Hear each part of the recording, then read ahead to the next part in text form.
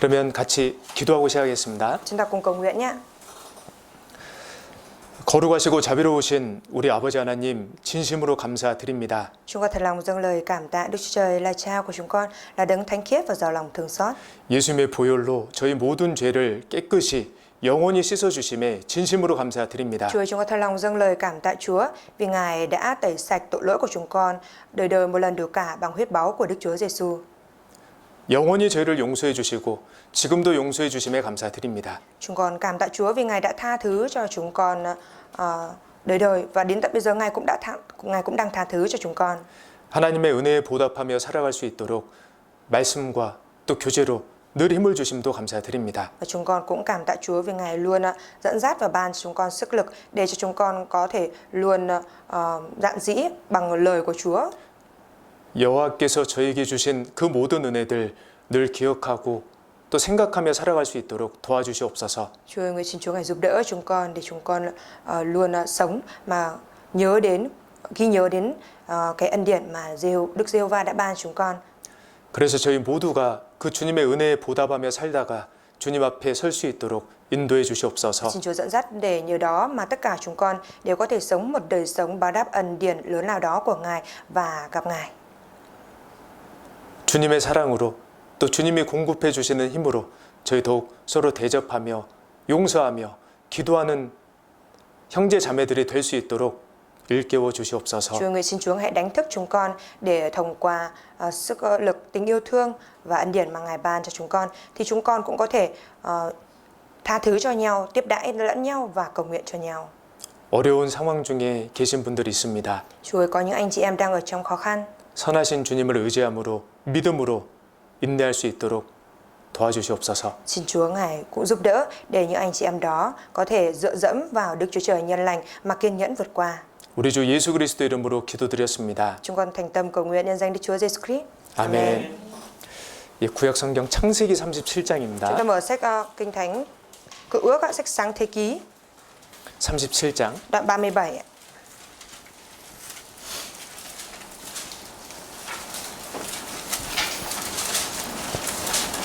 (4절) (5절입니다) Sáng Thế Ký đoạn 37.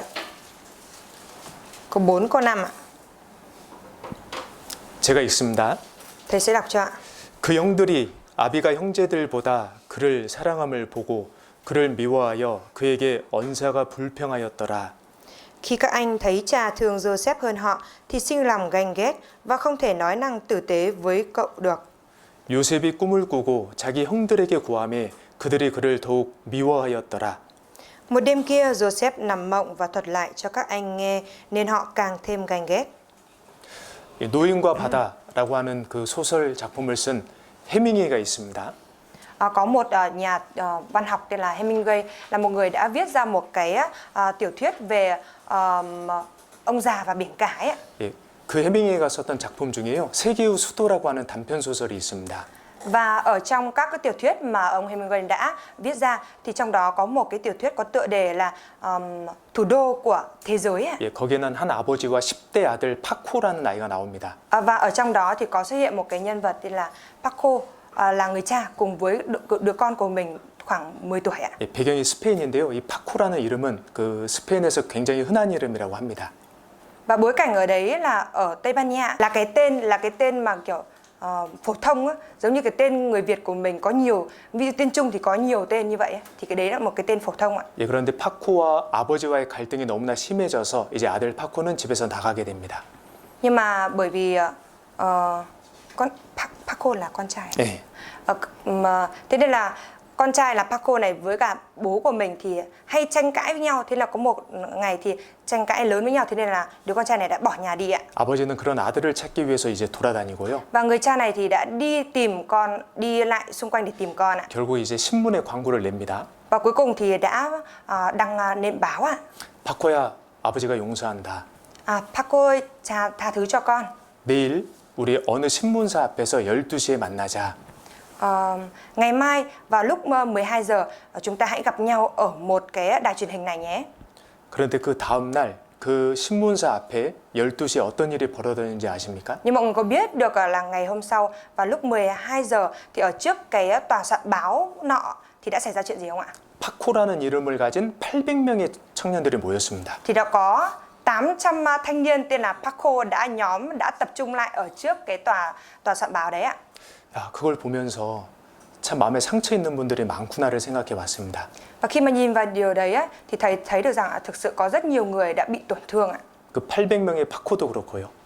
800 người tên là Paco cũng như vậy. 또 그 800명 파코들의 부모님도 그렇잖아요. Và bố mẹ của 800 người tên là Paco đó cũng như thế ạ. 오늘은 하나님의 섭리와 용서라는 제목으로 말씀을 드리겠습니다. Ngày hôm nay thầy sẽ chia sẻ bài giảng với cái đề mục là tha thứ và 섭리. sự an bài của Chúa, sự an bài và sự tha thứ ạ. 우리 중에 상처가 없는 사람이 있을까요? Ở trong chúng ta có người nào là người không bị tổn thương không ạ? 몸에 그리고 마음에 다들 상처가 있습니다.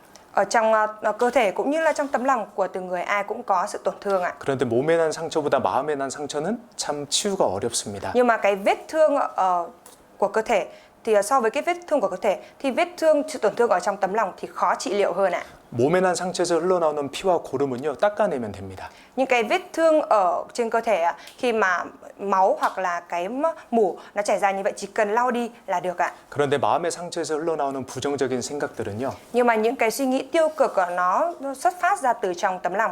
지워보려고 해도 잘 지워지지 Thì 않습니다. cho dù mình cố gắng để xóa nó đi chăng nữa thì cũng không xóa bỏ được nó ạ. 그리고 và- 그 상처가 나아지지 않고 더 악화되는 경우도 있습니다. Và cũng có những cái trường hợp cái vết thương đó không những không được lành lại mà càng trở nên nghiêm trọng hơn, nặng hơn ạ. 예, 그러면 우리 삶은 무기력해집니다. Vậy thì đời sống của chúng ta sẽ trở nên bất lực ạ. 더 심각한 것은요, Và một điều nghiêm trọng hơn nữa là gì ạ? 우리 그리스도인들은 삶에 무기력해지면 신앙이 정체가 됩니다. Khi mà đời sống của cơ đốc nhân trở nên không có sức sống như thế vậy thì đời sống đức tin sẽ trở nên đình trệ ạ. 더 나아가 후퇴가 될 수도 있습니다. Và tiến xa hơn nữa có thể bị thối lui luôn ạ. 반대로 Nhưng mà ngược lại ạ, 이 마음의 상처를 잘 극복하게 되면요, nếu như chúng ta khắc phục tốt những cái vết thương ở trong lòng này 하나님 안에서 더 큰 사람이 될 수도 있습니다. thì chúng ta càng có thể trở thành một người lớn hơn nữa ở trong Chúa ạ. 예, 요셉처럼요. Giống như Joseph ạ. 그 상처를 극복하는 핵심 비결은 바로 용서입니다. Và cái bí quyết cốt lõi để có thể khắc phục lại được cái sự tổn thương đấy đó chính là 용서. tha thứ ạ. 요셉은 정말 상처를 많이 받은 사람이었어요. Joseph thực sự là một người đã bị tổn thương nhiều ạ. 예, 그래서 이 요셉의 삶을 통해서 Vậy đây là thông qua đời sống của Joseph 우리가 어떻게 용서를 할 수 있을지 chúng ta làm thế nào để có thể tha thứ được. 같이 좀 생각을 Ngày 해보겠습니다. hôm nay chúng ta sẽ cùng nhau tìm hiểu về điều này ạ. 먼저 우리가 용서할 수 있는 그 비결은요, 사람은 원래 악하다라는 겁니다. Cái bí quyết để chúng ta có thể tha thứ được là chúng ta phải biết được rằng vốn dĩ con người là gian ác ạ. 우리가 이제 사람들에게 상처를 받잖아요. Chúng ta bị tổn thương bởi người khác đúng không ạ? 근데 반드시 아셔야 합니다. Nhưng mà nhất định chúng ta phải biết điều này ạ. 예, 사람은 악합니다. Con người thì gian ác ạ. 여기 37장 Đoạn 37 4절. câu 4 ở đây ạ. 그 형들이 아비가 형제들보다 그를 사랑함을 보고 그를 미워하여 그에게 언사가 불평하였더라. Khi các anh thấy cha thương Joseph hơn họ thì sinh lòng ganh ghét và không thể nói năng tử tế với cậu được. 이때 요셉의 친어머니는 이미 죽었을 때입니다. Lúc bấy giờ là mẹ ruột của Joseph đã qua đời rồi ạ. 예, 그러면 요셉의 그 배다른 형들은, 그러니까 아버지는 같고 어머니가 다른 그 형들은 요셉을 더 사랑해 줄 수도 있잖아요. Nếu vậy thì các anh cùng cha khác mẹ của Joseph thì bởi vì Joseph đã mất mẹ như vậy rồi nên là có thể yêu thương Joseph hơn đúng không ạ? 그런데 아버지가 요셉을 더 사랑한다는 이유로 그 요셉 동생을 미워했습니다. Thì cha có thể yêu thương Joseph hơn. Thế nhưng mà bởi vì cái lý do mà cha yêu thương Joseph hơn như thế vậy nên các anh đã nảy sinh lòng ganh ghét ạ. 예. 그리고 이제 요셉이 꿈을 꿨거든요. Và sau đó thì Joseph đã mơ ạ, một giấc mơ. 꿈을 두 번 겹쳐서 꿨습니다. Và Joseph đã mơ hai cái giấc mơ trùng khớp ạ. 첫 번째는 Thứ nhất ạ, 이제 요셉과 형들이 이렇게 추수를 해서 이렇게 단을 세워놨는데요. các anh của Joseph ạ, thì gặt lúa rồi bó lúa và dựng lên như thế này ạ. 형들의 단이 요셉의 단에게 절을 하는 거예요. Nhưng mà các bó lúa của các anh thì lại cúi gập trước cái bó lúa của Joseph ạ. 그 형들 듣는 입장에서는 기분 좋은 꿈이 아닙니다. Thế nên là cái câu chuyện về giấc mơ đó khi mà các anh ở lập trường của các anh Joseph nghe thấy thì không thấy thích đúng không ạ? 두 번째 꿨던 요셉의 꿈은 해와 달과 열한 별이 요셉에게 절을 하는 꿈이었어요. Và cái giấc mơ thứ hai mà Joseph đã mơ đó chính là 10 ngôi sao 11. 11 ngôi sao thì đã cúi lạy trước ngôi sao của Joseph ạ. 해와 달도. Kể cả mặt trời và mặt trăng cũng 근데 vậy. 이 꿈을 들어보면 Và khi mà các anh nghe cái câu chuyện về giấc mơ đó 예, 형들이 이제 요셉에게 절을 하는 이제 그런 모습이 연상이 되는 겁니다. thì các anh cũng sẽ liên tưởng ra cái hình ảnh là các anh cũng phải cúi lạy trước Joseph ạ. 예, 그 꿈을 듣고 형들이 이제 더 요셉을 미워했습니다. Thế nên là khi mà nghe Joseph kể lại cái giấc mơ đó thì các anh càng ghét Joseph hơn ạ. 자, 이제 그런데 어느 날 Tuy nhiên vào một ngày nọ 이제 아버지 야곱이 요셉에게 형들이 잘 있냐고 세겜의 양을 치러 갔는데 형들이 잘 있는지 보고 오라고 합니다. Jacob có sai Joseph là con hãy đi xem các anh của con xem đang chăn chiên ở Sichem có khỏe mạnh không. 100km가 넘는 거리를 걸어서 가는데요. Thế Joseph đã đi một cái quãng đường, đi bộ một quãng đường 100 km ạ. 요셉은 그 아버지 말씀에 순종해서 간 겁니다. Joseph đã vâng lời của cha và đi như thế vậy. 여러분 이거 되게 어려운 겁니다. Thưa mọi người, điều đó là một điều khó ạ. 나를 미워하는 거래처 사장 한 명 만나기도 어렵거든요. Mình đi gặp một cái đối tác của mình là một cái người mà ghét mình cũng là một việc khó ạ. 한 명 만나는 것도 되게 어려운 Thế 거예요. là gặp một người thôi cũng là một điều rất khó ạ. 형들이 요셉을 싫어했으니까요. Người anh trai ghét mình như thế vậy.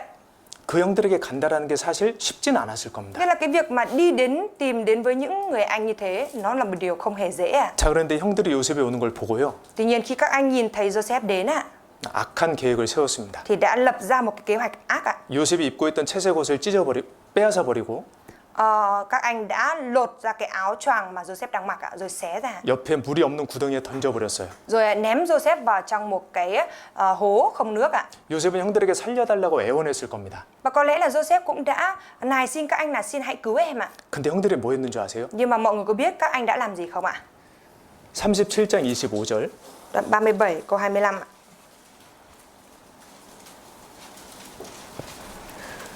그들이 앉아 음식을 먹다가 Khi các anh của Joseph đang ngồi dùng bữa, chợt ngước nhìn và thấy. 24절 한번 보겠습니다. Chúng ta hãy nhìn vào câu 24 đi ạ. 그를 요셉을 잡아 구덩이에 던지니 Rồi bắt cậu ném xuống hố. 그리고 형들이 뭐 했어요? Và sau đó thì các anh thì đang làm gì ạ? 그들이 앉아 음식을 먹다가 Đang ngồi dùng bữa ạ. 여러분 이 장면이 상상이 되십니까? Mọi người có thể tưởng tượng ra cái cảnh đó không ạ? 동생을 구덩이에 집어 던지고 형들은 밥을 먹고 있어요 지금. Ném em của mình vào trong hố mà bây giờ lại các anh đang ngồi thảnh thơi để ăn cơm như vậy. 밥이 들어갔나 봅니다. Không biết là ăn có vào không nữa. 너무 잔인하잖아요. Rất là tàn nhẫn đúng không ạ?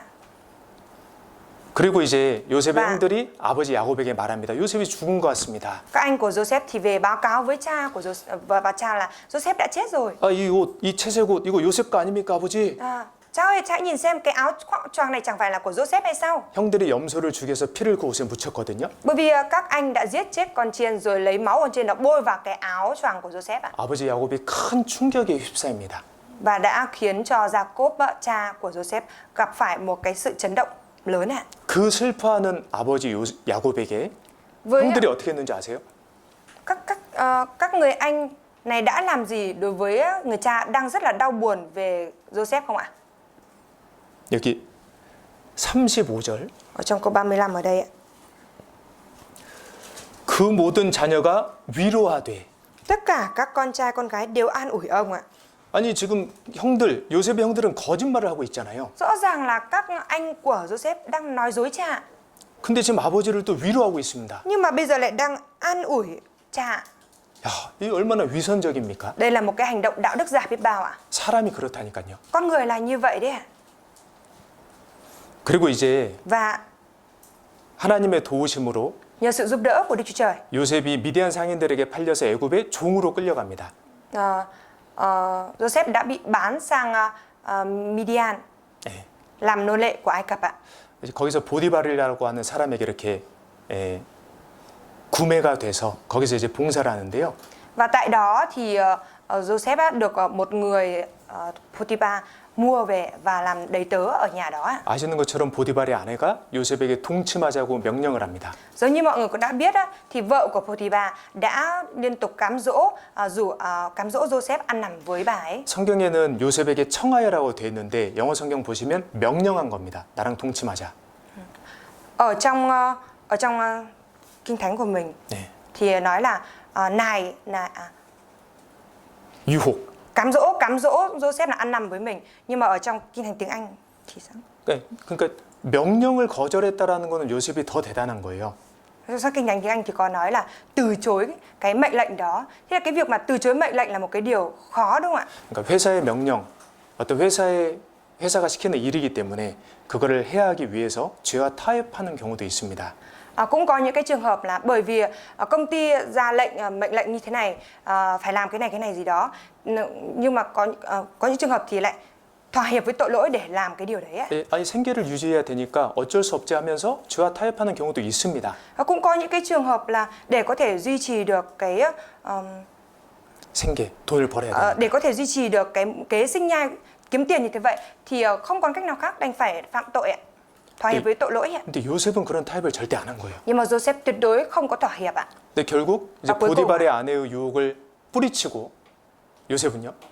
Cuối cùng thì Joseph đã va chạm với cái gọi là chống lại cái sự cám dỗ của vợ Potiphar. 오히려 보디발의 아내를 범한 사람이라는 누명을 쓰게 됩니다.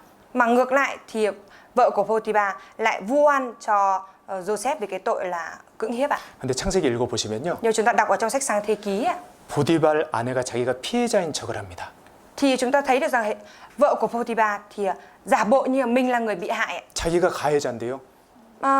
Rõ ràng vợ của Potiphar mới là cái người hãm hại đúng không ạ? 자기가 피해자인 것처럼 뻔뻔하게 말합니다. Nhưng mà lại trơ trẽn nói như kiểu là mình là người bị hại ạ. 여러분 우리가 살면서도요 보디발의 아내 같은 사람들 만날 수 있습니다. Thưa mọi người, khi chúng ta sống trong đời này, chúng ta cũng có thể gặp những cái người giống như vợ của Potiphar. 본인이 잘못했으면서 Trong khi bản thân làm sai ạ, 오히려 본인이 피해자인 척하는 사람들이 있습니다. nhưng mà cũng có những người lại giả bộ như là mình là người bị hại ạ. 사람이 그렇습니다. Con người là như vậy ạ. 그리고 이제 요셉이 감옥에 들어갔습니다. Và Joseph thì đã bị nhốt vào trong ngục ạ. 예, 거기서 왕의 두 신하들의 꿈을 해몽을 해주고 Và tại đó thì Joseph đã giải mộng cho hai vị quan hạ thần của vua ạ. 예, 그 해몽대로요 술 맡은 간원장이 이제 감옥에서 나가서 복직을 하게 됩니다.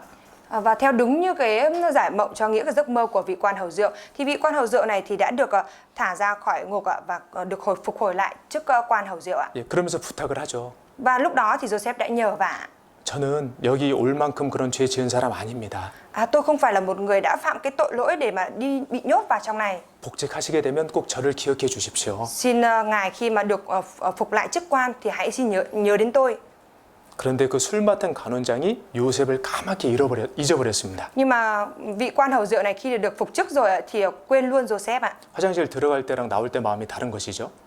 Cái lúc mà đi vào trong nhà vệ sinh với cả lúc mà đi ra khỏi nhà vệ sinh thì cái tấm lòng khác nhau đúng không ạ? 예, 사람이 그렇습니다. Con người là như vậy. 여러분 사람은 악합니다. Thưa mọi người, con người thì gian ác ạ. 로마서 3장 Chúng ta mở sách Roma đoạn 3.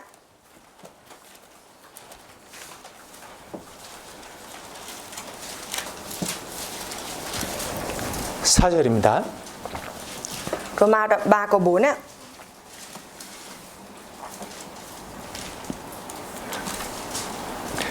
앞부분만 같이 읽어볼게요. Chúng ta cùng đọc cái câu phía trước thôi nhé, phần đầu thôi ạ. 그럴 수 Chẳng hề như vậy, 없느니라 Đức Chúa Trời 사람은 là 다 chân thật, mặc 거짓되되 dù mọi người 오직 đều giả 하나님은 dối như 참되시다 có lời chép. 할지어다 됐습니다. Được rồi ạ. 사람은 다 거짓되되 Mọi người đều giả dối ạ. 예, 우리가 그런 사람들 안에서 살아가고 있습니다. Chúng ta đang sống ở trong giữa những cái con người giả dối như vậy ạ. 그러니까 상처를 받기 전에요. Vậy nên là trước khi mà bị tổn thương ạ, 예, 원래 사람은 악하다라는 그런 생각을 꼭 가지고 계십시오. thì mọi người nhất định hãy ghi nhớ và đem theo suy nghĩ rằng con người ai cũng gian ác ạ, 예, gian 나도 dối ạ. 그렇잖아요. Mình cũng như vậy mà đúng không ạ? 그리고 우리가 용서할 수 있는 비결은요 하나님의 섭리를 인정하는 겁니다. Bí quyết mà chúng ta có thể tha thứ nữa đó chính là công nhận cái sự an bài của Đức Chúa Trời ạ. 요셉이 형들에 의해서 애굽에 팔렸다라는 것은 하나님이 요셉을 버리신 걸까요?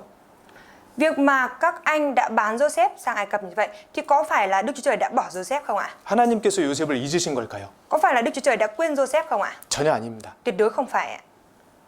하나님의 인도하심이 있었습니다. Đã có sự dẫn dắt của Đức Chúa Trời ở đó. 사실 하나님께서 요셉을 그 애굽으로 인도해 가신 겁니다. Sự thật là Đức Chúa Trời dẫn dắt Joseph sang Ai Cập đấy ạ.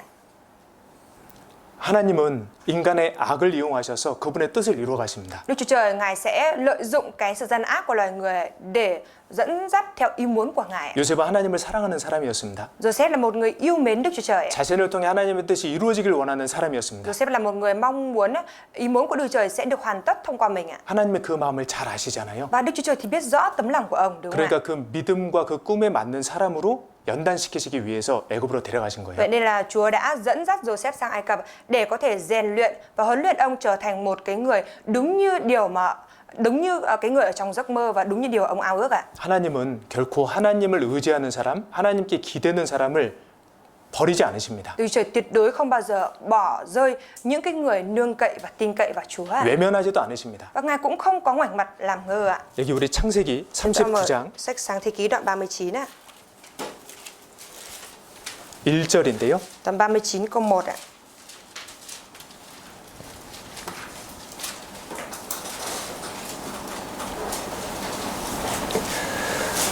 요셉이 이끌려 애굽에 내려가매 Các lái buôn Ismael đem Joseph xuống Ai Cập. 예, 베트남어 성경은 베트남어 원래 구체적이니까요. 누가 이렇게 데려가는지 나와 있는데 Tại trong sách Kinh Thánh tiếng Việt thì viết cụ thể hơn là ai đã đem Joseph đi ạ. 한국어 성경을 보면요. Và trong sách Kinh Thánh tiếng Hàn ấy ạ 요셉이 이끌려 애굽에 내려가매 thì có nói rằng Joseph bị bắt và kéo đi xuống Ai Cập ạ. 누가 요셉을 이끌고 애굽에 내려갔는지 명시되진 않았지만 암시돼 있습니다. Mặc dù không có nói rõ là ai đã dẫn Joseph xuống dưới Ai Cập để bán đi như vậy, nhưng mà có ám thị rồi ạ. 누구십니까? Là ai vậy ạ? 예, 하나님이세요. Chính là Đức Chúa Trời đấy ạ. 하나님이 요셉을 애굽으로 이끌어 가신 거예요. Đức Chúa Trời đã dẫn Joseph xuống Ai Cập ạ. 물론 상인들의 손에 의해서 애굽에 갔지만요. Hiển nhiên là Joseph đã bị kéo xuống dưới Ai Cập bởi tay của các lái buôn Ismael ạ. 예, 하나님께서 그것도 허락하신 겁니다. Nhưng mà Đức Chúa Trời cũng đã cho phép điều đó ạ. 요셉은 자신의 상황을 하나님이 허락하신 상황으로 받아들이는 믿음이 있었습니다. Joseph đã có cái đức tin đón nhận rằng cái hoàn cảnh mà mình đang gặp phải là hoàn cảnh mà Đức Chúa Trời cho phép ạ. 창세기 45장 Sáng Thế Ký đoạn 45 ạ.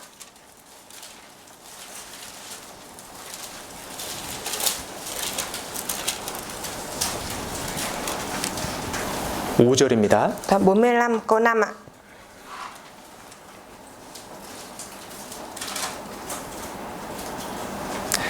당신들이 나를 이곳에 팔았으므로 근심하지 마소서, 한탄하지 마소서. 하나님이 생명을 구원하시려고 나를 당신들 앞서 보내셨나이다. Nhưng bây giờ các anh đừng đau buồn và cũng đừng tự trách mình vì đã bán tôi sang đây, vì để bảo tồn sự sống mà Đức Chúa Trời đã sai tôi đến đây trước các anh. 요셉의 믿음입니다. Đây chính là đức tin của Joseph ạ. 하나님께서 나를 이곳에 보내셨습니다. Đức Chúa Trời đã sai tôi đến đây. 8절 Câu 8 ạ. 같이 읽겠습니다. Chúng ta cùng đọc ạ. 그런즉 나를 이리로 보낸 자는 당신들이 아니오 하나님이시라. 됐습니다. 됐습니다. 나를 이리로 보낸 자는 당신들이 아닙니다. Không phải các anh dẫn tôi đến đây. 형들이 나를 이리로 보낸 게 사실 아닙니다.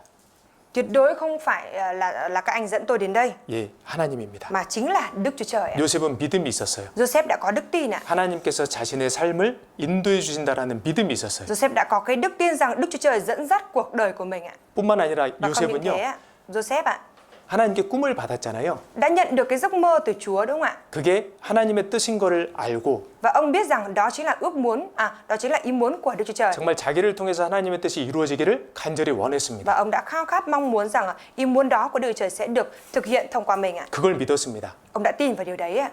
어떻게 할 수 있냐면요. Làm thế nào để chúng ta có thể biết được ạ? 이제 요셉이 그 감옥에 있을 때에 Lúc mà Joseph bị giam ở trong ngục ạ, 애굽 왕이 꿈을 2번 겹쳐서 또 꿨습니다. thì vua của Ai Cập cũng lại mơ cùng một giấc mơ những 2 lần ạ. 처음엔 살찌고 아름다운 암소 7마리가 풀을 먹고 있었습니다. Ban đầu thì có 7 con bò cái đẹp rồi béo và đang ăn cỏ ạ. 그런데 그 뒤에 되게 마르고 볼품없는 암소 7마리가 그 살찐 암소들을 다 잡아먹어 버린 거예요. Nhưng mà đằng sau thì lại có xuất hiện 7 con bò vừa gầy và xấu lại ăn nuốt 7 con bò cái béo mập đằng trước ạ. 네, 두 번째 꿈은요. Và trong giấc mơ thứ hai thì gì ạ? 한 줄기에서 이삭이 7개가 이렇게 아주 잘 익은 이삭이 났는데요. Đó là ở một cái thân cây ạ. 네, 거기 이제 이삭이 이렇게 7개가 있는데 Thì có ra 7 nhánh ạ. 네, 마른 이삭이 또 그거를 이렇게 먹어버리는 겁니다. Nhưng mà cái thân cây mà khô ấy thì lại ăn nuốt luôn cái thân cây ra 7 nhánh đấy ạ. 근데 요셉이 그 바로의 꿈을 듣고 해몽을 해주는데요. Nhưng mà khi mà Joseph nghe cái giấc mơ đó của vua và giải mộng cho vua 이렇게 말합니다. thì Joseph đã nói như thế này. 창세기 41장 Sáng thế ký đoạn 41 ạ. 32절. Câu 32.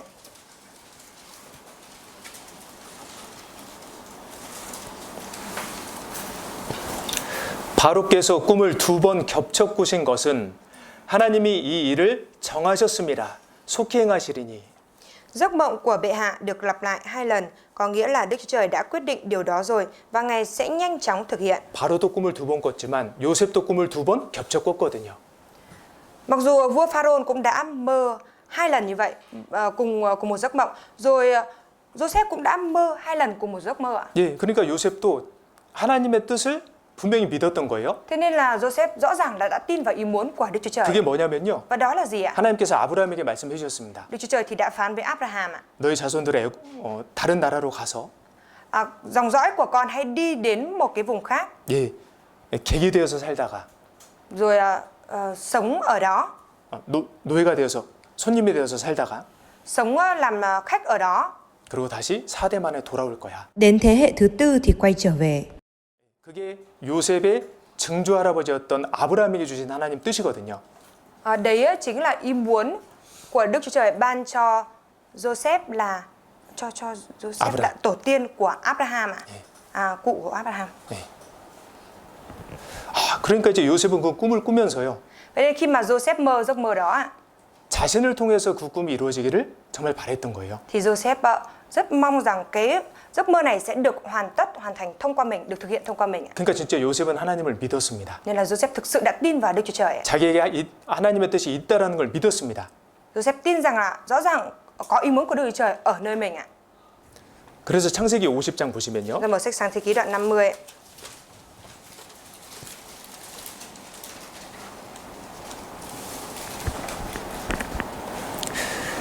20절에 Câu 20 ạ.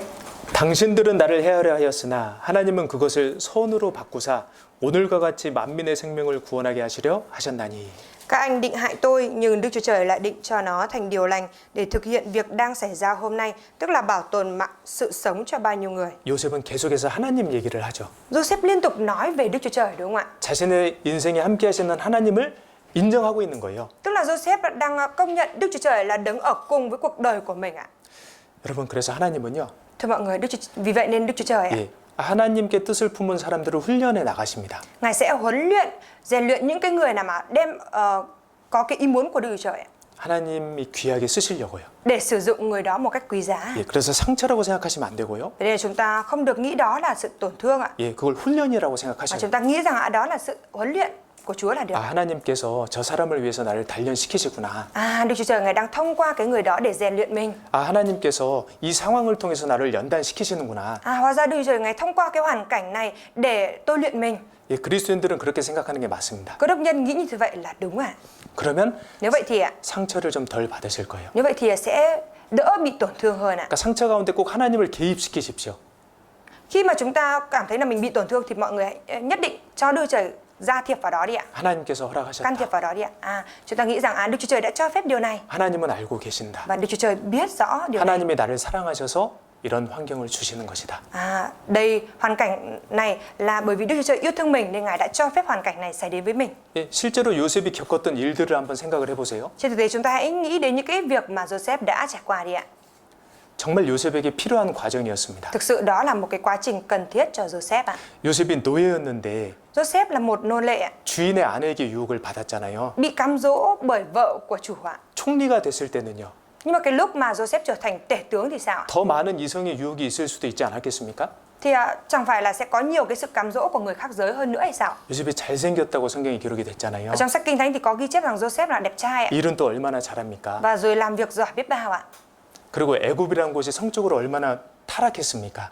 Rồi ở Ai Cập thì cái việc mà quan hệ tình dục các thứ như thế nó bị bại hoại đối bại đi nhiều biết bao nhiêu ạ. 예, 요셉은 미리 예방 주사 맞은 겁니다. Joseph đã được tiêm phòng trước rồi ạ. 그 환경을 통해서 Thông qua cái hoàn cảnh lúc bấy giờ, 하나님이 훈련시키신 거죠. Đức Chúa Trời đã rèn luyện đúng không ạ? 또 술 맡은 관원장, 요셉이 술 맡은 관원장을 의지하는 모습을 보였습니다. Và sau đó thì Joseph đã dựa dẫm vào vị quan hầu rượu kia đúng không ạ? 이제 그 사람에게 부탁을 하잖아요. 저 좀 기억해 주시고 왕에게 좀 말 좀 해주십시오. Vì trước khi mà vị quan hầu rượu kia ra đi thì Joseph có nhờ vả là khi mà gặp vua rồi thì hãy nhớ đến tôi và giải cứu giúp tôi đúng không ạ? 근데 분명히 그 일을 겪으면서요. Nhưng mà rõ ràng trong khi trải qua việc đó 야, 사람은 정말 의지할 존재가 아니구나 알았을 겁니다. thì Joseph mà có lẽ Joseph đã nhận ra rằng con người loài người tuyệt đối không phải là đối tượng để mình dựa dẫm ạ. 여러분, 사람은 의지할 대상이 아닙니다. Thưa mọi người, con người không phải là đối tượng để chúng ta dựa dẫm ạ. 시편에 말씀하시기를 Ở trong sách Thi Thiên có lời nói rằng 사람은요 넘어지는 담이라고 했습니다. con người giống như một cái tấm ván bị đổ ạ. 우리는요 본능적으로 나보다 힘이 있는 사람, 강한 사람에게 의지하고 싶습니다. Theo như bản năng thì chúng ta thường hay dựa dẫm vào những cái người mà mạnh hơn mình ạ, giỏi hơn mình ạ. 그 사람이 마치 나의 담이 되어 줄 것처럼 기대를 하고 의지하는 경우가 있습니다. Có nhiều trường hợp nghĩ rằng đó là một cái vách tường, một cái tấm ván để cho mình có thể dựa vào, nương tựa vào ạ. 예, 그런데 넘어지는 담이라 그랬죠. Nhưng trong sách Kinh Thánh thì có nói đó là một cái vách tường bị sụp đúng không ạ? 예, 그 담이 내 쪽으로 넘어질 수도 있는 거예요. Và cái vách tường đó nó có thể đổ về phía mình đấy ạ. 내가 의지하는 그 사람에게 더 실망하고 더 상처받는 경우가 있습니다. Có những cái trường hợp mình càng bị thất vọng và bị tổn thương hơn bởi cái người mà mình đã từng dựa dẫm nương cậy ạ. 그러니까 우리가 상처받는 그 상황을 통해서요. Vậy nên là thông qua cái hoàn cảnh mình bị tổn thương như thế 하나님은 사람이 정말 의지할 존재가 아니구나 이걸 알려주시는 thì 거예요. Đức Chúa Trời cho chúng ta biết được rằng loài người tuyệt đối không phải là đối tượng để chúng ta nương cậy ạ. 여러분, 하나님은 우리를 단련하십니다. Thì mọi người, Đức Chúa Trời thì rèn luyện chúng ta, 하나님의 사람으로요.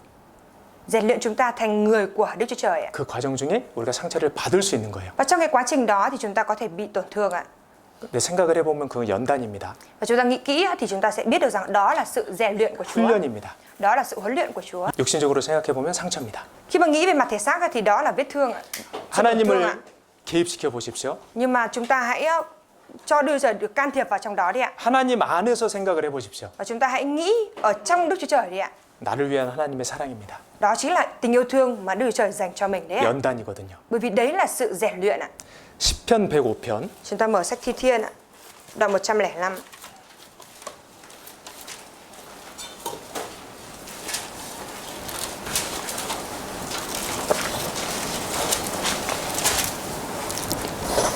(19절) Thi Thiên đoạn 105 câu 19 ạ.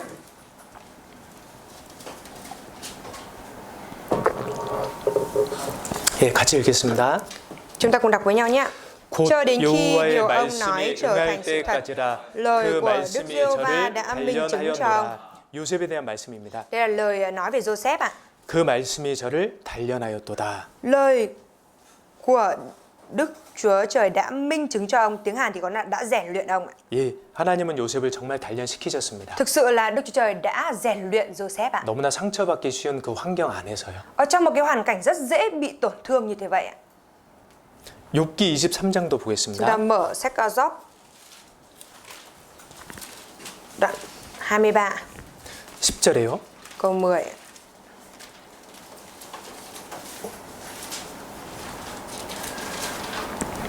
같이 읽겠습니다.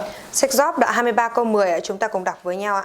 나의 Chúa 가는 biết con 길을 đường tôi 오직 đi, 그가 Ngài đã rèn 아시나니 luyện tôi, 그가 tôi 나를 sẽ ra như 단련하신 vàng. 후에는 내가 정금같이 나오리라. 예, 하나님은 우리가 가는 그 길을 아십니다.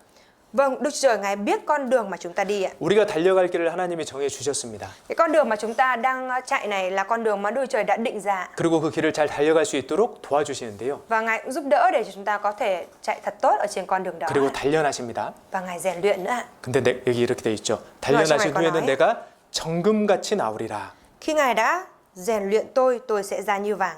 원래 금은 순금이 없답니다. 원래 처음부터. Vốn dĩ ngay từ ban đầu thì không có vàng nguyên chất đâu, vàng ròng đâu ạ. 예.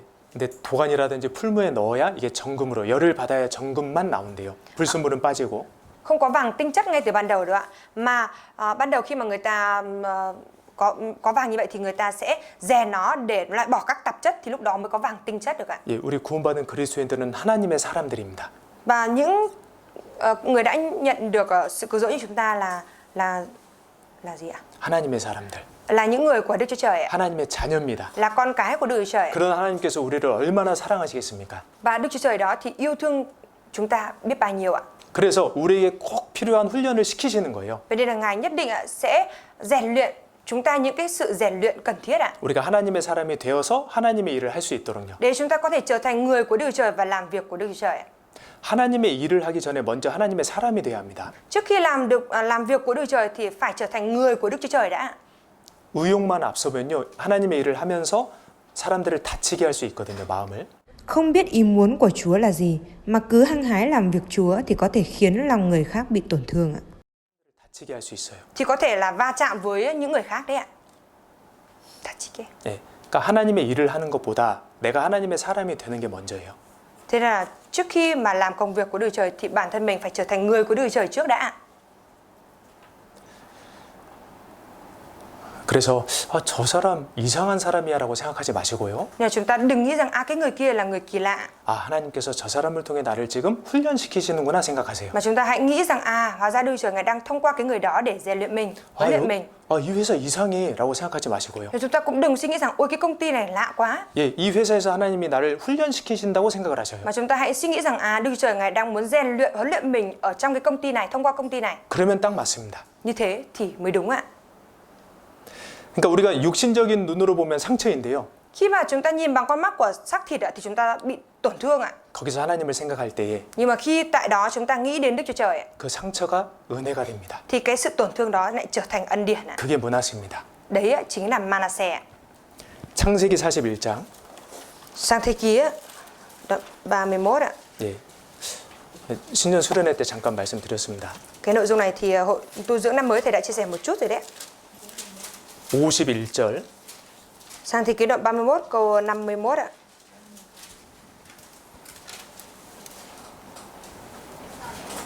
창세기 41장 41. 51절. Đoạn 41 câu 51 ạ. 예, 우리 같이 읽겠습니다. Chúng ta cùng đọc nhé. 요셉이 Joseph đặt 그 tên cho 장자의 con đầu 이름을 lòng 문하세라 Manasseh và 하였으니 nói: Đức Chúa Trời 하나님이 đã làm 나로 cho ta 나의 quên đi 모든 mọi gian khổ và 고난과 cả 나의 nhà cha ta. 아버지의 온 일을 잊어버리게 하셨다 하며. 예, 한번 생각을 해보죠. Chúng ta hãy nghĩ mà xem ạ. 누군가 요셉에게 말을 하는 겁니다. 요셉, 잊으세요. Ai nọ đó nói với Joseph rằng Joseph ơi, hãy quên đi. 형들이 당신 팔려고 한 거 잊으세요. Hãy quên đi việc mà các anh của ông đã bán ông đi. 여러분 그거 잊을 수 있을까요? Nhưng mọi người nghĩ xem có thể nào quên được không ạ?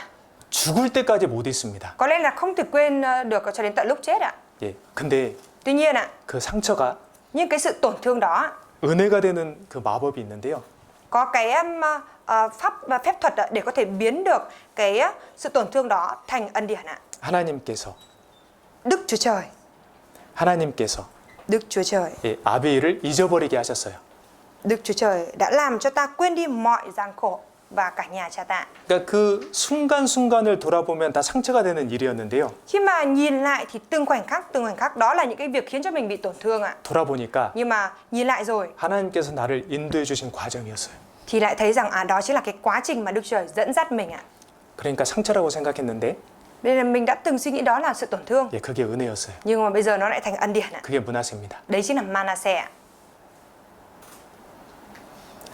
이스라엘 사람들이 출애굽을 했습니다. Dân chúng Israel thì đã xuất ra khỏi Ai Cập ạ. 3일을 걸었는데 물을 찾지를 못했어요. Đi suốt 3 ngày đường rồi nhưng mà chưa tìm thấy nước ạ. 예, 그리고 조금 지나서 물을 찾았는데 쓴물이었습니다. Rồi đi được một lúc nữa thì tìm được nước rồi nhưng mà nước đó lại là nước đắng ạ. 예. 근데 거기에 나무 한 가지를 넣으니까 단물이 됐잖아요. Nhưng mà tại đó khi bỏ một khúc gỗ vào ạ, thì nước đắng đó đã trở thành nước ngọt đúng không ạ? 예, 마찬가지입니다. Tương tự như vậy ạ.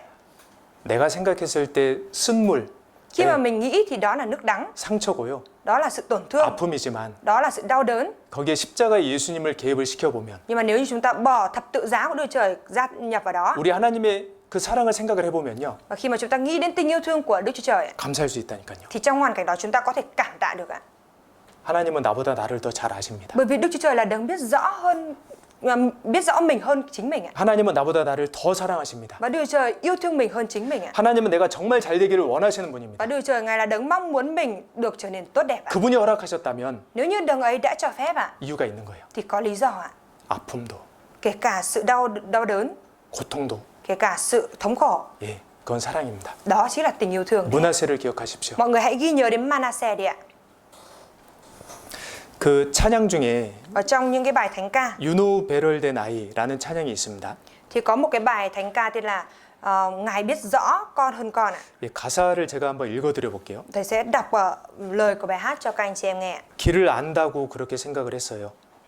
Tôi đã nghĩ rằng mình biết rõ con đường ấy. 다 이해할 수는 없지만 그 길을 따랐어요. Dù không thể hiểu hết mọi điều, tôi vẫn bước theo con đường đó. 하지만 이곳 절망의 창살 안에서 Nhưng nơi đây, sau song sắt của tuyệt vọng, 주님께서 내 마음의 눈을 여실 때 진실을 깨닫게 됩니다. khi Chúa mở đôi mắt lòng tôi mới nhận ra sự chân thật. 주님은 다 아시죠, 나의 길을. À, Chúa biết hết con đường của tôi. 내 삶을 다 맡깁니다. Và con xin phó thác trọn vẹn cuộc đời của con cho Ngài. 주님께서 내 길을 더 잘 아시니까요. Bởi vì Chúa biết rõ con đường của con hơn con. 주님께서 저보다 저를 더 잘 아십니다. Chúa biết con rõ hơn chính con ạ. 당신만이 옳은 길을 아시죠. Chỉ một mình Ngài biết đâu là con đường đúng đắn. 저는 이유를 알고자 하는 그 마음조차도 내려놓습니다.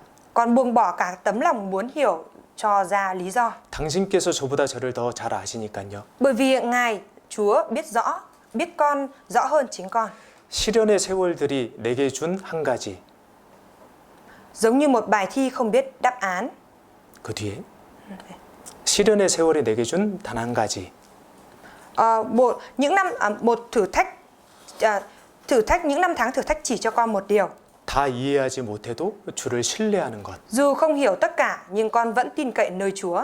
제가 모른다는 것을 아는 것도 과정이겠죠. Việc biết rằng mình không biết gì cả có lẽ cũng là một phần của quá trình. 제가 할 수 있는 최선은 Điều tốt nhất con có thể làm 당신을 믿는 것이라는 것을 알아가는 과정이겠죠. là học biết rằng tin cậy nơi Ngài chính là một quá trình. 왜 이런 일이 일어났는지 이제 거기에 대한 의문조차도 내려놓습니다. Con buông bỏ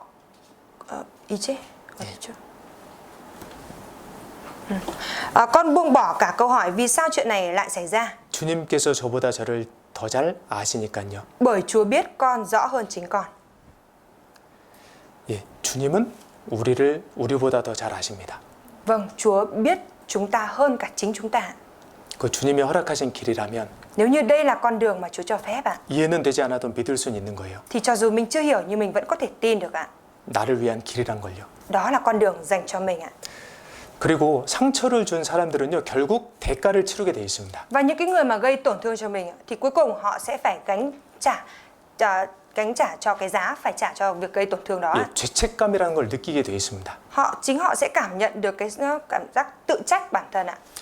왜 야곱이 Tại sao Jacob ạ 아들 요셉에게 세겜에 있는 형들이 잘 지내는지 보고라고 했을까요? lại sai Joseph đi xem để về báo cáo cho Jacob biết được rằng các anh ở Sichem có đang sống tốt hay không ạ? 왜 야곱은 세겜에서 양을 치고 있는 아들들이 걱정이 됐을까요? Tại sao Jacob lại lo lắng cho các con trai của mình đang chăn chiên ở Sichem như vậy ạ? 세겜이 어떤 곳입니까? Sichem là một nơi như thế nào ạ? 하나님께서 야곱에게 베델로 가라고 하셨는데 Đức Chúa Trời thì đã phán với Jacob là hãy đi lên Bê-tên ạ. 바로 베델로 가지 않고 세겜에 머물렀습니다. Nhưng mà lúc đó Jacob đã không có đi lên Bê-tên luôn mà đã nán lại ở Sichem ạ. 거기서 자기 딸이 겁탈을 당하고요. Và tại đó thì con gái của ông đã bị cưỡng hiếp ạ. 자기 아들들이 그 세겜 사람들을 죽이고 Rồi các con trai của ông thì lại giết chết những cái người con trai ở Sichem đấy ạ. 큰 일들이 있던 곳입니다. Đó là một cái nơi đã xảy ra việc lớn như vậy. 그러니까 야곱이 걱정이 됐던 거예요. Vậy nên là Jacob lo lắng ạ. 만약에 야곱이 Giả sử nếu như Jacob ạ, 하나님 말씀에 순종해서 베델로 그냥 돌아왔다면요. Jacob cứ vâng phục lời của Đức Trời rồi quay trở về Bê-tên thì sao ạ? 예, 세겜에서 그런 일 겪지 않았을 겁니다. Thì có lẽ là Jacob đã không gặp phải những cái chuyện như vậy ở tại Sichem ạ. 그러면 요셉을 세겜에 보내지도 않았을 겁니다. Nếu vậy thì Jacob cũng không cần phải sai Joseph đi đến Sichem ạ. 그러니까 야곱이 요셉이 잃은 슬픔으로 슬퍼할 때 그 생각 안 했겠습니까? Vậy thì lúc mà Jacob đang đau buồn bởi vì đã mất Joseph như vậy thì ông lại không nhớ ra chuyện đó hay sao? 아, 내가 왜 세겜에 머물렀었을까? Tại sao lúc đấy mình lại ở lại Sichem làm gì? 아, 요셉을 보냈으면 안 됐는데. Đáng ra là mình không nên sai Joseph đi. 술 맡은 관원장도 나중에 보시면 자기 죄를 깨닫게 되고요. Nếu chúng ta xem kinh thánh chúng ta cũng biết rằng sau này thì cái vị quan hầu rượu này cũng đã nhận biết ra cái lỗi lầm của mình ạ. 야곱의 형들도 자기의 잘못을 깨닫게 됩니다. Rồi các anh của Joseph cũng đã nhận ra cái lỗi lầm của mình ạ.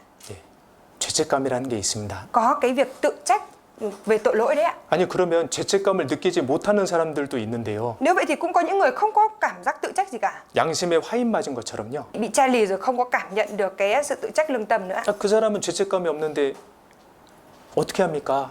Những cái người mà không có tự trách, không có thấy day dứt gì như thế kia thì phải làm thế nào? 예, 걱정하지 마셔요. Mọi người đừng có lo lắng làm gì ạ. 하나님께서 철저하게 갚아주십니다. Đức Chúa Trời Ngài sẽ báo trả một cách triệt để ạ. 로마서 12장 Sách Roma đoạn 12 19절입니다. Sách Roma đoạn 12 câu 19 ạ. 로마서 12장 19절. Sách Roma đoạn 12 câu 19 ạ.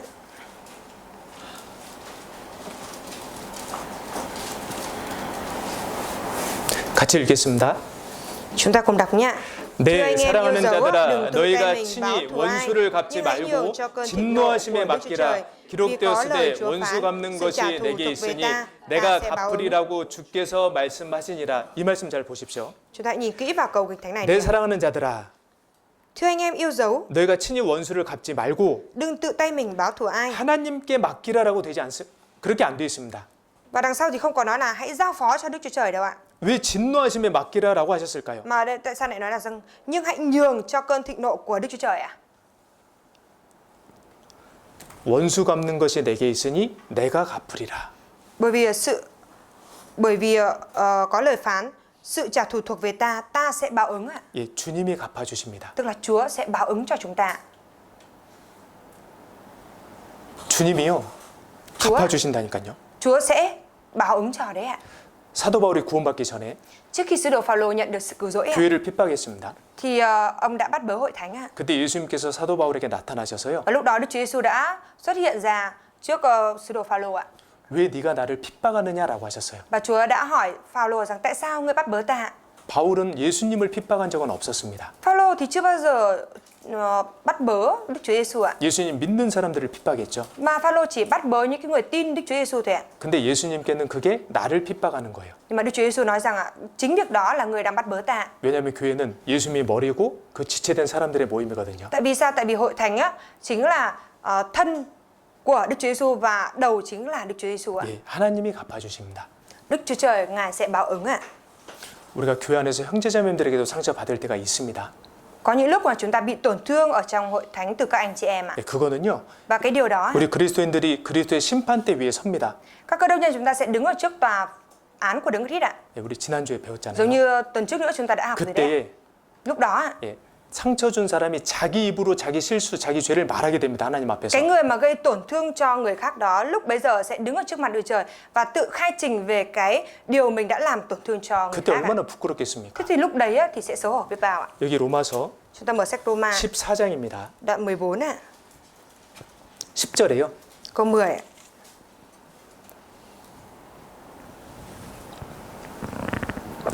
내가 어찌하여 내 형제를 판단하느뇨 어찌하여 내 형제를 업신여기느뇨 우리가 다 하나님의 심판대 앞에 서리라. Nhưng bạn sao lại xét đoán anh em mình? Còn bạn sao lại xem thường anh em mình? Vì tất cả chúng ta đều sẽ ứng hầu trước tòa án của Đức Chúa Trời. 예, 형제 자매들을 판단하게 되면 그 업신여기는 말이 그 밖으로 바로 쉽게 나오죠. Nếu như mà xét đoán các anh chị em ạ, thì những cái lời xem thường đó nó sẽ dễ dàng phát ra bằng lời nói ạ. 그리고 그 말 때문에 상처를 줄 수 있습니다. Và bởi cái lời nói đã phát ra đó có thể gây tổn thương cho 자, đối 그런데 phương. 이제 말씀하시기를 Vì có lời 11절, chép ạ. 12절 같이 읽겠습니다. Câu 11, câu 12 chúng ta cùng đọc ạ. 기록되었으되 주께서 가라사대 내가 살았노니 모든 무릎이 내게 꿇을 것이요 모든 혀가 하나님께 자백하리라 하였느니라. 이러므로 우리 각인이 자기 일을 하나님께 직구하리라. 형제를 판단하고 업신 여기는 것과 하나님의 심판대에서 우리가 직구하는 게 연결되어 있습니다. Cái việc mà xét đoán các anh chị em với cái việc mà tường trình về chính mình với Đức Chúa Trời đã được kết nối với nhau ạ. 예, 그러니까 우리가 진짜 말을 조심해야 되는 Thực 거예요. sự chúng ta cần phải cẩn trọng cái lời nói của mình ạ. 우리 각인이 자기 일을 하나님께 직접 고한다라고 되어 있습니다. 그렇게 될 거예요. Bởi vì chính chúng ta sẽ phải tường trình về chính mình, về những cái điều mình đã nói, đã làm như vậy với Đức Chúa Trời đấy ạ. 얼마나 부끄럽겠습니까? Thế thì 그때 xấu hổ với bao nhiêu lúc đó ạ. 삼일째 하나님이 계시고요. Có Đức Chúa Trời ba ngôi một thể ạ. 천군 천사들이 있고요. Rồi có muôn ngàn binh thiên sứ ạ. 구약 시대 구원받은 분들, 신약 시대 구원받은 분들 모든 사람 앞에서 Rồi đứng trước tất cả mọi người, những người đã nhận được sự cứu rỗi cựu ước và tân ước để khai trình. như vậy. 내가 누군가를 판단하고 상처 줬던 말을 그대로 똑같이 한다면 얼마나 Rồi 창피하겠습니까? mình phải khai trình lại đúng y như những cái lời mình đã nói ra để gây tổn thương ai đó thì lúc đấy xấu hổ biết bao. 진짜 무서운 일입니다. Đây là một điều thực sự đáng sợ ạ. 예, 하나님이 처리하십니다. Đức Chúa Trời Ngài sẽ xử lý điều này ạ. 예, 상처 준 사람에겐 죄책감이라는 게 분명히 생기게 됩니다. Người mà đã gây tổn thương cho người khác thì chắc chắn sẽ có cái sự tự trách ạ. 예, 그리고 우리가 또 용서를 해야 되는 이유는 용서가 하나님의 뜻입니다. Và cái lý do mà chúng ta phải tha thứ nữa đó là bởi vì tha thứ là ý muốn của Đức Chúa Trời ạ. 예수님께서 말씀하셨죠. Đức Chúa Giêsu đã nói rồi đúng không ạ? 70번씩 7번 범죄할지라도 용서를 해주고 Dù anh em con có phạm tội với con 70 lần 7 ạ. 하루에 7번 똑같은 죄를 지을지라도 미안하다고 회개하면 용서를 해줘라. Nếu trong một ngày anh em của con có phạm lỗi với con 7 lần, rồi 7 lần đến với con mà xin lỗi và ăn năn thì con cũng phải tha thứ. 그러면서 1만 달란트 비유를 말씀해 주셨어요. Thì hãy tha thứ. Rồi sau đó thì Chúa có nói về cái ẩn dụ 10.000 ta lâng đấy. 우리는 하나님께 1만 달란트를 빚진 사람들입니다. Chúng ta là những người đã mắc nợ Chúa 10.000 ta lâng ạ. 그렇죠? Đúng không ạ? 그런데 누군가 우리에게 100데나리온을 빚을 질 수 있어요. 잘못할 수 있어요. Mà có thể là có ai đó mắc nợ chúng ta 100 denier, tức là có ai đó có thể mắc lỗi với chúng ta. 근데 그게 수치로 비교해 보면 60만 분의 1입니다. Nhưng mà khi mà chúng ta so sánh á, thì nó chỉ là 1 phần trên 600.000 thôi ạ.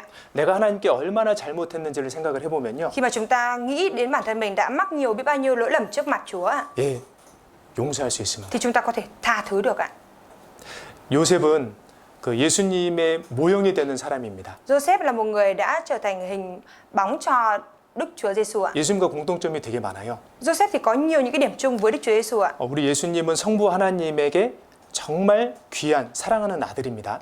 Đức Chúa Giêsu là một người con trai rất là quý giá và yêu dấu của Đức Chúa Cha đấy. 그런데 육신의 형제들에게는 미움을 받으셨습니다. Nhưng mà lại bị các anh em về mặt xác thịt của mình ghen ghét ạ. 요셉도 아버지에게 사랑을 받았지만 형들에게 미움을 받았습니다. Mặc dù Joseph cũng đã nhận được tình yêu thương từ cha nhưng mà lại bị các anh của mình ghét ạ. 요셉은 채색옷을 빼앗겼고요. Rồi Joseph thì đã bị các anh cướp mất đi cái áo choàng màu sắc đấy. 예수님은 속옷과 겉옷을 빼앗기셨습니다. Còn Đức Chúa Giêsu thì đã bị người ta lột hết, cướp mất đi cả áo choàng và áo trong ạ.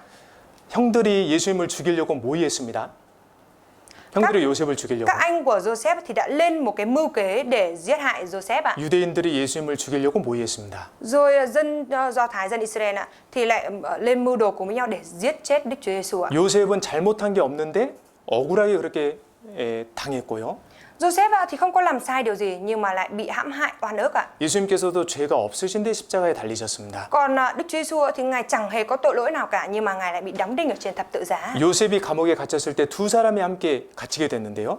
Lúc mà Joseph bị nhốt vào trong ngục ạ thì cũng có hai người bị nhốt cùng ông ạ. 한 사람은 살아나고 한 사람은 죽었습니다. Một người thì được sống sót và một người thì đã bị giết chết ạ. 예수님께서 십자가에 달리셨을 때 옆에 두 사람이 같이 달렸습니다. Lúc mà Đức Chúa Giêsu bị treo ở trên thập tự giá thì cũng đã có hai người bị treo bên cạnh Ngài. 한 사람은 천국에 가고 한 사람은 지옥에 갔습니다. Một người được lên thiên đàng và một người đi xuống địa ngục ạ. 요셉은 형들을 용서했습니다. Joseph thì đã tha thứ cho các anh ạ. 예수님은 모든 사람들을 용서해 주셨습니다. Còn Đức Chúa Giêsu thì Ngài đã tha thứ cho tất cả mọi người ạ. 요셉은 기근으로 인한 사망으로부터 사람들을 구했고요.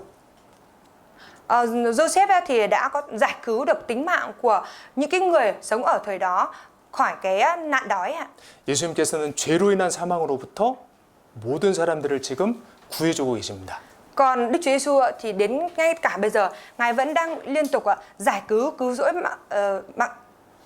cứu rỗi sự sống của tất cả con người khỏi cái chết của sự phạm tội ạ. 그러니까 요셉은 예수님의 모형이 된 사람이에요. Vậy nên là Joseph đã trở thành hình bóng cho Đức Chúa Giêsu ạ. 그런데 이 창세기에 등장하는 인물들이 요셉을 대하는 모습을 보면요.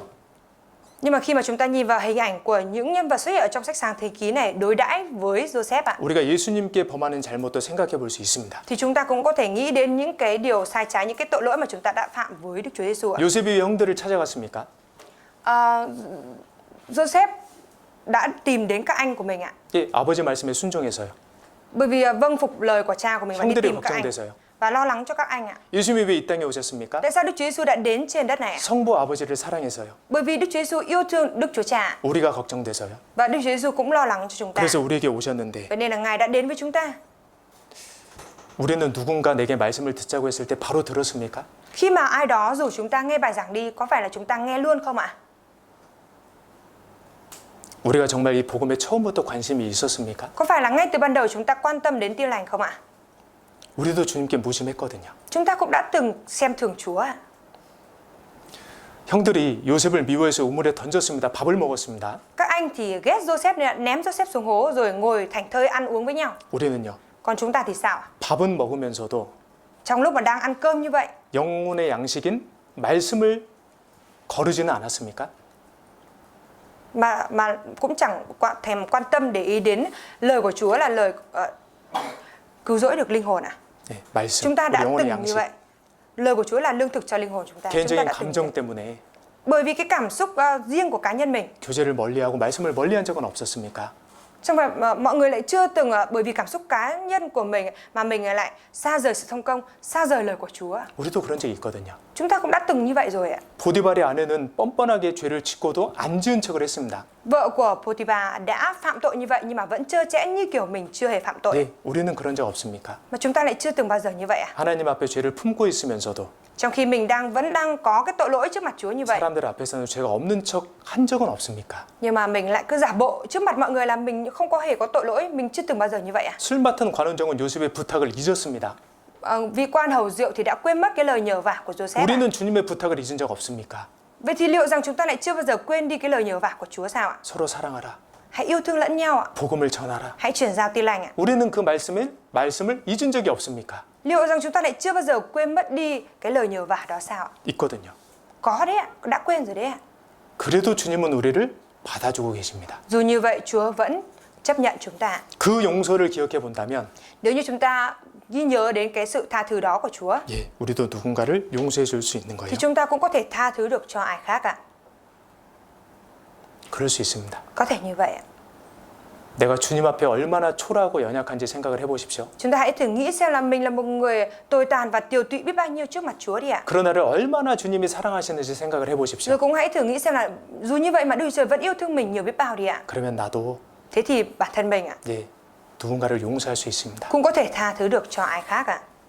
주님이 우리를 용서해 주신 것처럼요. Giống như Chúa đã tha thứ cho chúng ta. 예, 용서는 하나님의 뜻입니다. Tha thứ là ý muốn của Đức Chúa Trời ạ. 1만 달란트 빚진 자, 100데나리온 빚준 자, 그 사람을 꼭 생각을 해보십시오. Chúng ta hãy nghĩ đến cái người mà đã được miễn nợ cho 1.000 ta lâng với cả một người mà mắc nợ 100 denier người đó đi ạ. 예, 우리는 중심으로 누군가를 용서해야만 합니다. Trong cốt lõi trong tấm lòng của chúng ta phải tha thứ cho ai khác ạ. 그리고요, 우리가 또 용서를 해야 되는 이유는 Và cái lý do mà chúng ta có thể tha thứ được nữa là gì ạ? 용서하는 게 나에게 정말 유익입니다. Đó là cái việc tha thứ thì rất là có ích cho mình ạ. 용서는 나에게 가장 좋은 결과를 가져다 줍니다. Và cái việc mà tha thứ sẽ đem lại cho mình một kết quả tốt nhất ạ. 여러분, 내가 속으로 힘들고 Ở trong lòng mình cứ đau khổ 울고 있다 그래서 그 나에게 상처 준 사람이 바뀌진 않아요. rồi mình cứ khóc như thế vậy thì không phải bởi vì thế mà đối phương sẽ thay đổi đúng không ạ? 오히려 상대방은 잘 모르는 경우가 더 많습니다. Mà có nhiều trường hợp mà đối phương còn không biết luôn ạ. 그렇죠? Đúng không ạ? 그러면 내가 괴로워하고 있으면 나만 손해예요. Như vậy thì cái lúc mà mình bị đau khổ như vậy chỉ có mình bị thiệt hại thôi ạ.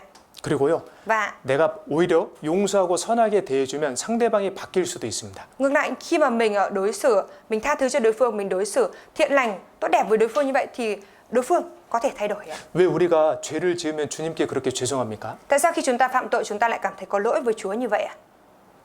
주님이 너무나 큰 용서를 해주셨거든요. Đó là bởi vì Chúa đã tha thứ, đã ban cho chúng ta sự tha thứ lớn ạ. 그러니까 우리가 죄를 지으면 다른 사람들은 몰라도 주님께는 그렇게 죄송한 거예요. Vậy nên khi chúng ta phạm tội dù những người khác không biết nhưng mà chúng ta cảm thấy rất có lỗi với Chúa ạ. 그 크신 사랑을 기억하니까요. Bởi vì chúng ta ghi nhớ đến tình yêu thương to lớn của Ngài ạ.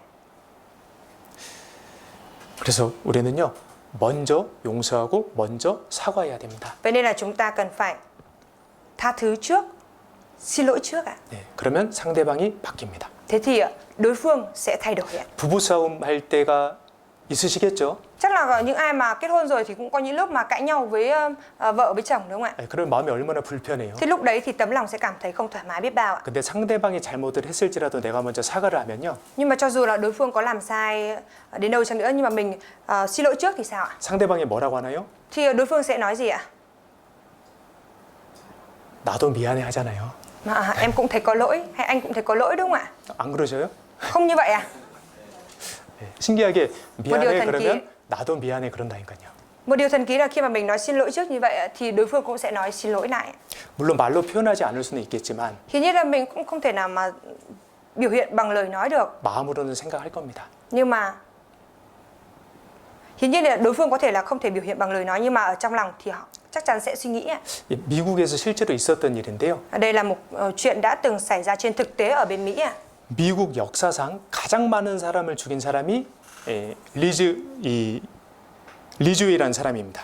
Ở bên Mỹ, trong lịch sử đất nước Mỹ có một người mà sát hại, giết người hàng loạt nhiều nhất đó, chính tên là 리즈웨이. Lee Duy. 6년 동안 49명의 사람을 죽였대요. Trong vòng 6 năm ông đã giết chết 49 người ạ. 그러니까 진짜 철면피입니다.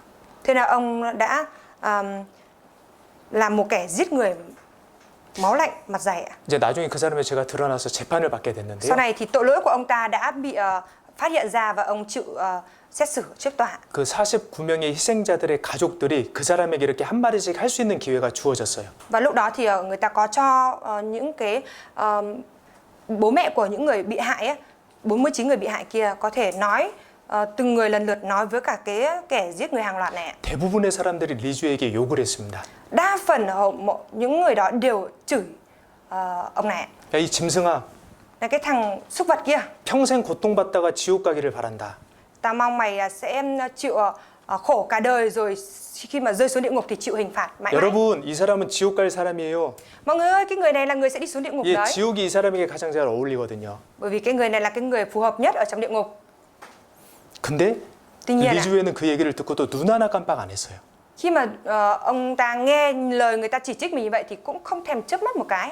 자, 근데 그 리즈에게 딸을 잃은 아버지가 와서 이제 이야기를 하는 겁니다. Nhưng mà có một người cha đã bị mất đi đứa con gái của mình bởi vì bị ông này giết chết và đến nói với ông này như thế này. 리즈웨이, 여기 있는 많은 사람들이 당신을 증오하고 있습니다. Lý Chúa ơi, bây giờ tất cả mọi người ở đây đều 당신을 싫어합니다. ghét anh. 저는 아니에요. Nhưng mà tôi thì không ghét anh. 당신은 내가 믿음을 지키고 사는 걸 힘들게 하긴 했지만 내가 믿음을 지키고 사는 것, 그걸 당신이 날 힘들게 했지만 Cái việc mà tôi đem theo đức tin và sống giữ vững đức tin của tôi và sống như vậy, nhưng mà anh lại khiến cho tôi khổ sở như thế này. 나는 당신을 용서합니다. Nhưng mà tôi vẫn tha thứ cho anh. 그게 내가 하나님께 배운 겁니다. Bởi vì tôi đã được học được điều đó từ Đức Chúa Trời. 그때 놀라운 일이 일어났습니다. Và lúc đó thì đã xảy ra một cái chuyện ngạc nhiên ạ. 리즈웨이 눈에서 눈물이 터져 나왔습니다. Đó là ở mắt của Lý Chúa thì đã rơi nước mắt ạ. 그리고 자기 변호인단에게요, 내가 죄 지었다고 자기 죄를 시인했다고 합니다. Rồi sau đó thì còn nói với các luật sư của mình rằng tôi đã phạm tội rồi, ông ta xưng nhận về tội lỗi của mình ạ. 그 악한 죄인의 마음을 움직인 것은요, Cái mà có thể làm lay động được, rung động được cái tấm lòng của một kẻ gian ác như thế vậy, 용서였습니다. đó chính là sự tha thứ ạ. 우리도 그렇잖아요. Chúng ta cũng như vậy mà đúng không ạ? 왜 우리가 지금 이렇게 살아가고 있습니까? Tại sao chúng ta lại đang sống như thế này ạ? 왜 부족해도 주님 뜻대로 살려고 노력하고 있습니까? Tại sao mặc dù chúng ta có nhiều thiếu sót nhưng mà chúng ta vẫn cố gắng để sống theo ý 예, muốn của Chúa ạ? 주님께 용서를 받았잖아요. Đó là bởi vì chúng ta đã nhận được sự tha thứ từ Chúa rồi ạ. 판사가 이렇게 얘기했습니다. Thẩm phán thì có nói như thế này. 아, 이렇게 가장 비인간적인 사람을 가장 인간적으로 대해주신 분이 이분입니다. cái người mà đối xử với cái người mà không ra gì con người như thế này, một cái người mà rất là nhân từ, đối xử với một cái người không ra gì, không ra con người như thế này, chính là cái người này ạ.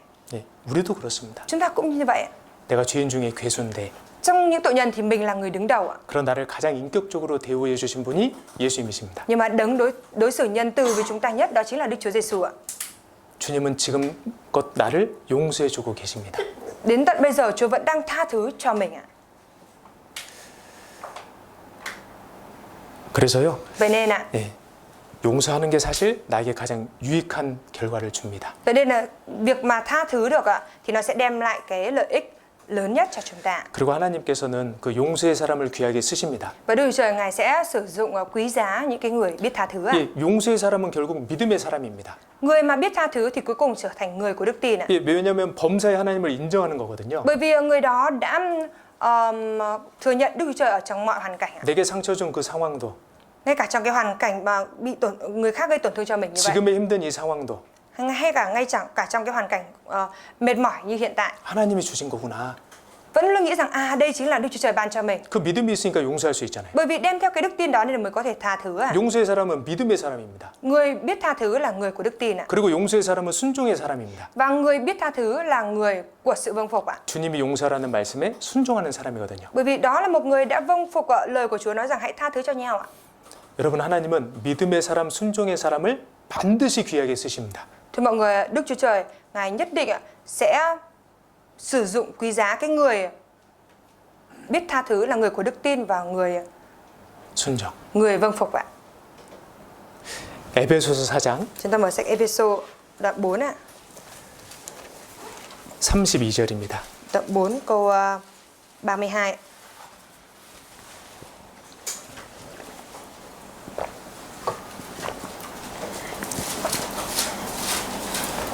같이 읽겠습니다.